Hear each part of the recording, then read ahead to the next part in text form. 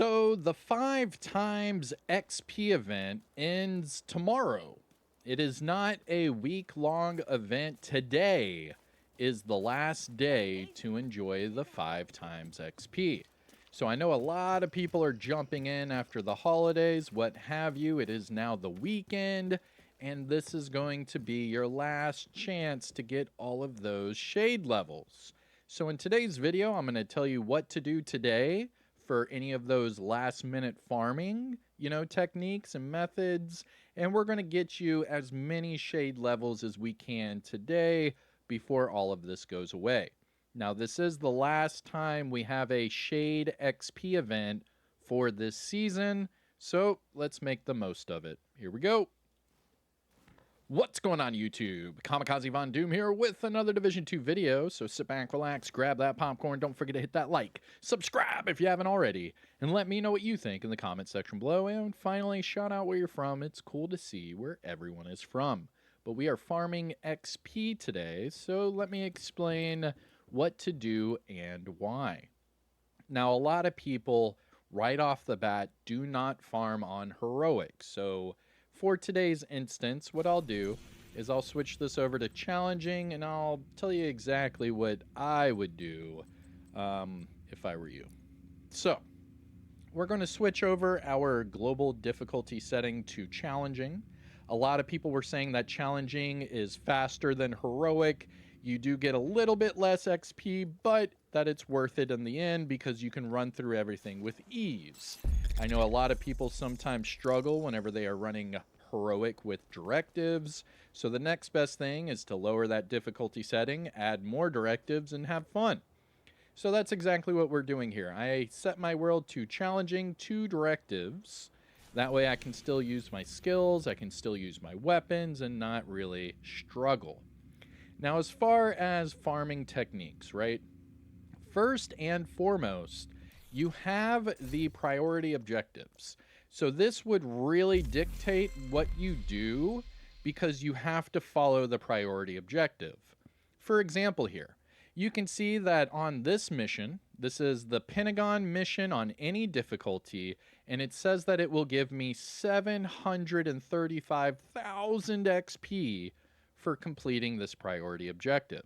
Now, because the times 5 XP event is live, that means that by completing this mission on any difficulty, I would then get an additional 3.5 million XP. Now, that is over 5 levels for your shade levels. So you would get 5 additional levels just for doing the priority objective. Now, that's not counting the kill XP that you get from the mission. That's not counting the XP you get for completing the mission. None of that. That's just for this priority objective. Now, the cool thing about this is if you don't want to do that mission, you can easily abandon it and then look for something else that has XP for the reward. Now, if you don't see anything, like right here, we have E-credits, resources, exotic item. Let's re-roll that. All right, so right there, XP. But this one says PvP. So it says complete 1 Dark Zone activity in DZ East. And this would give us 200,000 XP, but it is times 5. So that means we would get over 1 million XP for completing 1 activity in DZ West. Now, 1 activity could mean anything. So let me go ahead and show you what that, consists of.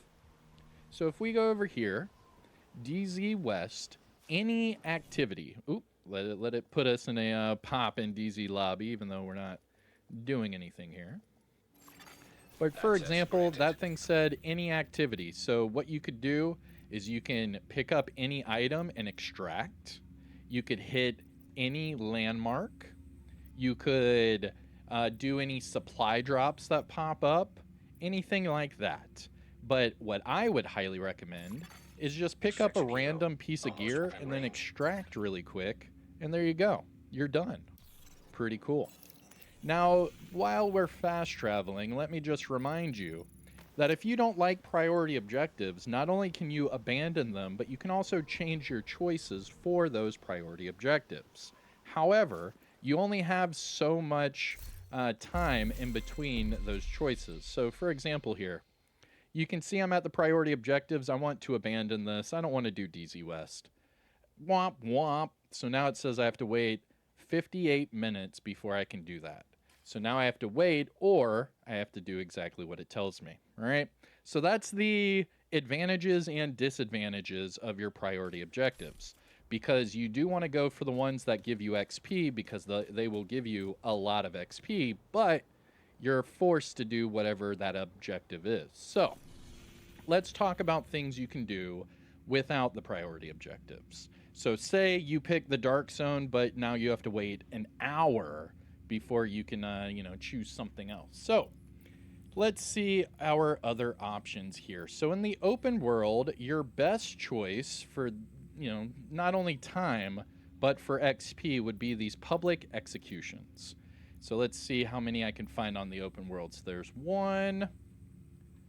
There's really not that many. Oh, there we go. There's two. Let's go over here. There's three right here.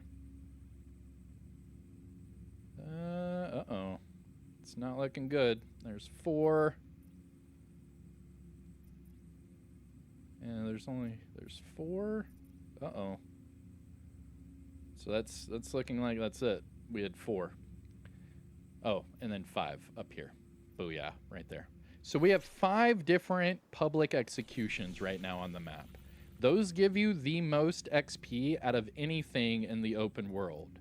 So you get, 281 for doing that. Now remember, that's times 5, so you're actually getting, over 1 million XP every single time. So you're guaranteed a level for that, and you're guaranteed kill XP for doing the activity. Not only that, but for public executions, you also get bounties. And you can save those bounties for later. I mean, look at this. Look at all of these bounties that I have saved just from the Southwest. And a lot of that is because of these public executions, because not only do you get all that XP, you get a cool little bounty. Now, another thing that I would highly recommend is choosing your favorite control point. I know there's a lot of people out there that love to farm control points. I mean, look at this one. So you have the choke, right? So you take over the choke, go back to the castle, log out, log back in, or my bad, change your control points. There you go. So resetting your control points would log you out and back in at the castle, and then just go across the street back to the choke and do it again and again and again. Those are easy ways of farming. Either that, or I know a lot of people like Metro. What you could do is take over Metro, fast travel to the castle, reset your control point, fast travel back to American History Museum, and then run across the street and take it over again. I mean, a lot of these are like that. One of my favorite ones is right here, Falling Cranes. So what I would do is I would fast travel to the final Epiphany, run across the street, take over Falling Cranes, fast travel back, reset control points, and do it again and again and again. That way you can just non-stop farm. You can get your friends involved, get more XP, and then just keep resetting your control points. A lot of people love to do that. Even right here, the cinder block, you would take over the cinder block, go back to the safe house, reset control points, and do it again and again and again. Super easy. Or what a lot of people like to do is farm the public executions. You could fast travel here, run over to the public execution, take it out, go to your next one, take it out, and then whenever you're done with your public executions, just reset your control points, and all of those public executions will come back. So there's different ways that you could farm right now in the game. Another one, and I do highly recommend if you like PvP, would be Conflict PvP.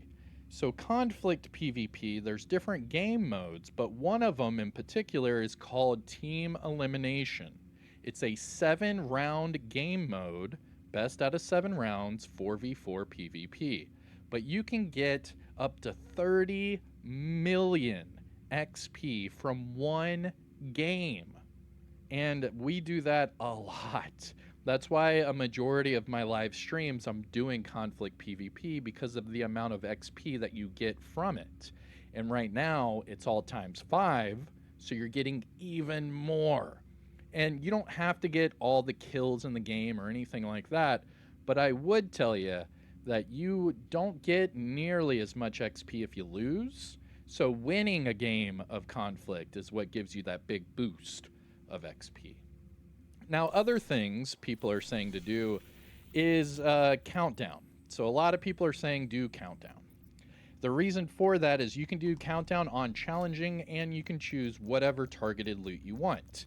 And I do agree. It is a good way of getting loot and it is a good way of, farming and getting XP. But if you're going to do that, I highly recommend the Summit.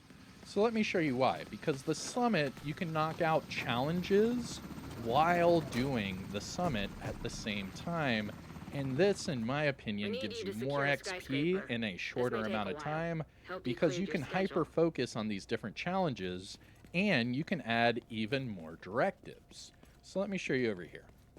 What I typically like to do is the weekly project for Summit. It's super easy and you can do it within an hour. Now, the project I'm talking about is this one right here. So this is the weekly Summit project. It gives you 700,000 XP for completing it, along with some exotics. Now, all you have to do is complete 15 floors on any difficulty, all right? Now, remember, we have the 5 times XP event. So this would give you 3.5 million XP just for doing the Summit. Now, on top of that, you can also do directives and challenges. So here are your Summit challenges. And you can see on the right side of your screen, you get more XP every single time you do one of these. And it's times 5. So you get right around 1 shade level per challenge. Now on top of that, check this out. So what I do is I reset my floor to 1. And then just for me, personal preferences, I'll do either hard or challenging. And then I'll throw on a whole bunch of directives. I'll do no region, hard to earn, fragile armor. I'll do all of these, and then I'll double back and I'll be like, no, I don't want to do pistols. Let's see here. Special ammo is fine. Scavenge skills is good. I'm not a big fan of cool skills, so we'll take that one off. Ammo hoarders, I like my ammo, so we're going to take that off. And then now you can see we're at 150% more XP and we get more targeted loot. So then I put that on and you can see now all of those directives, right? I have 2, 4, 6, I have 7 directives. But check this out. If you go to your challenges, like I keep telling you, look at the numbers on the right side. You can see now that they have over doubled because I increased the difficulty and I increased the directives. So if you're nasty, you could put this sucker on challenging with some directives. Remember, I'm not doing anything on heroic for this video, but challenging all day. And then what you could do there is look at your challenges now. You're at 277 per challenge, and you can do 2 challenges at once. Not only that, but if you run it exactly how I just showed you with 7 directives, there's one right here. Complete 3 floors with 7 directives. Easy peasy. Because remember, you're doing 15 floors. So all of these right here, 3 floors, 3 floors, 3 floors, 3 floors, 3 floors, 3 floors, just like that. And then you're done with your 15 floors and you've already completed, what, 5 challenges, 6 challenges doing that? And that's just on the one side. We haven't even talked about the tactical, where you could do something as easy as headshots or grenade kills or putting an enemy on a status effect. And you could get more challenges done that way. But wait, there's more! Because if you have never done the Summit challenges before, you can get the capacitor doing this. So if you did not know, the capacitor, this exotic right here, the exotic AR, the very first way of getting this weapon was from the Summit. And a lot of people did not know about that, but all you had to do is your Summit challenges, and you would get this pretty much for free. I believe it was after 5 challenges you were able to get the capacitor, And it was very easy to do because you can do these challenges on any difficulty. Not only that, but remember the weekly project, it's also on any difficulty. So even if you didn't want to do challenging, you could easily just put it on hard and run the 7 directives and just hyper focus on these different challenges, and you're good to go. Remember, you can reset it to floor 1, bada bing, bada boom, you're done. Pretty cool, right? All right. So we've talked about the public executions, right? We've talked about the control points and my technique on that. We've talked about the priority objectives, how it does really help you out, but it kind of bottlenecks you into what you can do because it tells you you have to do this mission, you have to do this activity, you have to PvP, what have you. So because of that cooldown time, I'm showing you all of these other options because there are plenty of ways of getting XP right now, and the ×5 is perfect. Now, one more thing that I would say are these classified assignments. Now, we learned that these classified assignments give you a buttload of XP. OMG.